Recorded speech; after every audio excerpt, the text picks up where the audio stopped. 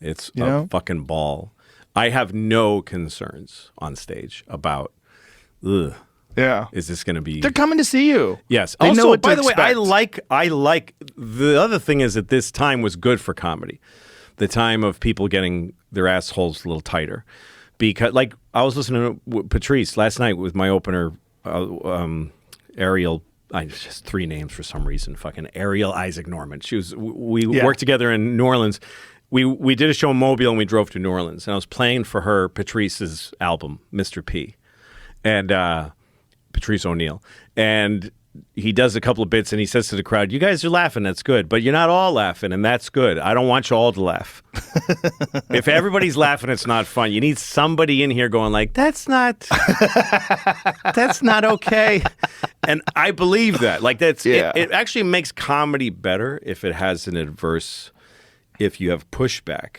Because, and the problem that some comedians have is they get hurt. They get their feelings hurt. If someone doesn't like the joke, they feel that it's, oh, you don't like me.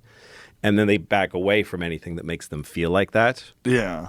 But if you can be like, here's a terrible thing, and the audience goes like, oh, and you just hear, you don't get emotionally involved. Yeah. You hear the, and you go, okay, I can either go around it or I can go into it. We can go further into this. There's potential in that horrible feeling for another laugh past it that they've never experienced. Right. Because usually when an audience shows, I don't want to hear that, people back away. But if you stay with it, I'm still talking about it.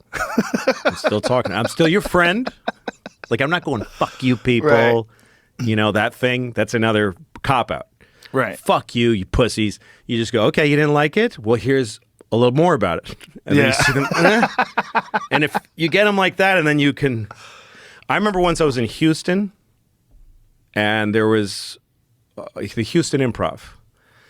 And it's pretty much a black club. Like, it's mostly black comedians go there, and the clientele for the Houston Improv is mostly black people, Texas black people. And so I went and did a weekend there, and it was a lot of my fans, but it was a lot of folks that just come to the Improv. So I could see in their faces that they don't know me.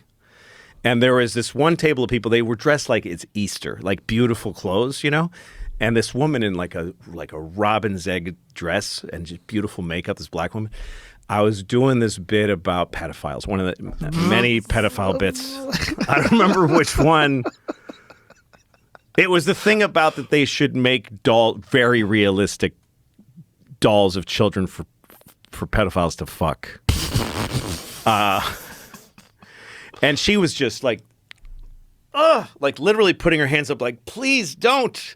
And I looked at her with love, with sympathy. I was really playing to her now.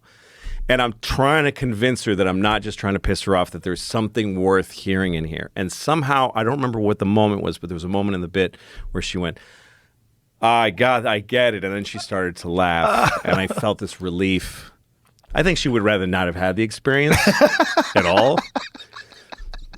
But I don't know. I just love that so much. Yeah. I love doing that so much. And then now I have a bit that she's part of, that her resistance helped me find all of the round edges to the bit and all of the angles. You know what I mean? That's one of the most fascinating things about comedy is that you really need the audience to develop it. You need them. You can't do it in a vacuum. No, it is the one art that the audience is your horn. That's your fucking instrument. Yeah, they're participating. Mm-hmm. Yeah, and you need a bunch of different kinds of audiences. So many. Yeah, from all over the world. Yes, you need to see people that aren't like you. That's the most important thing, is to go to places where you're like, this is not going to be fun. And there's bits that I do that I'm like, I don't want to do this to them. I don't want to feel this feeling.